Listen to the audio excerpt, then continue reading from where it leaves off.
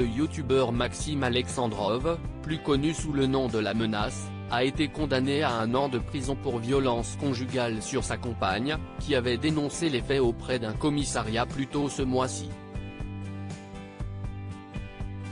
Le 6 mars dernier, la petite amie du youtubeur La Menace s'est présentée au commissariat pour dénoncer des faits de violence et des menaces de mort. La jeune femme n'a toutefois pas porté plainte contre son concubin, qui a été jugé ce mercredi 8 mars en comparution immédiate devant le tribunal correctionnel de Bordeaux, en Gironde, comme le rapporte Sud-Ouest. La dispute a éclaté le dimanche 5 mars lorsque l'étudiante a reçu un SMS d'une autre femme, qui lui apprenait que son compagnon lui était infidèle. Mais lorsqu'elle lui a demandé des explications, le ton est rapidement monté dans la voiture du youtubeur puis à son domicile, où il a exhibé un fusil d'assaut. La victime a aussi raconté aux autorités que son compagnon aurait tenté de l'étrangler et lui aurait proféré des menaces. « Si tu me quittes, je te coupe la tête, je peux te tuer et me tuer. Je vais te brûler et faire passer ça pour un accident. » Des menaces qu'il a en partie reconnues.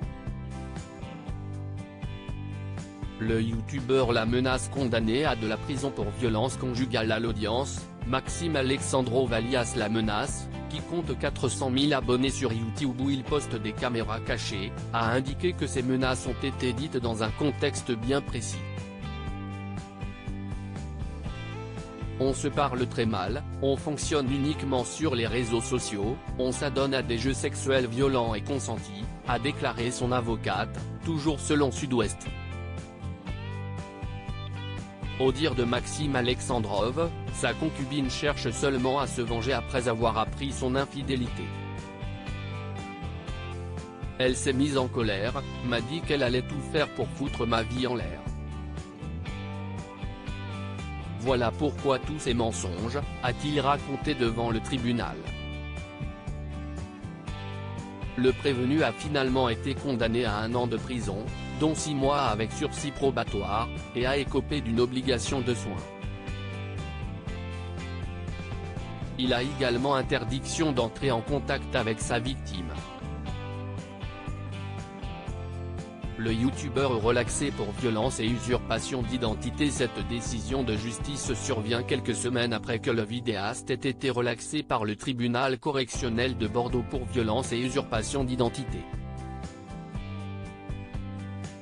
Le youtubeur était poursuivi pour une vidéo dans laquelle il piégeait ses victimes avec une fausse scène de meurtre, inspirée de Monstre, l'histoire de Jeffrey Dahmer, une série qui revient sur l'histoire du célèbre serial killer.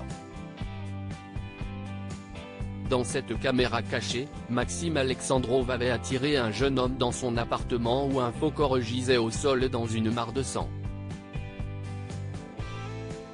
Traumatisée par la scène, la victime du canular s'était vue accorder une incapacité totale de travail de 15 jours. Le youtubeur était également poursuivi pour usurpation d'identité après s'être fait passer pour un policier aux yeux de quelques passants qu'il avait interpellés. Article écrit en collaboration avec 6 médias.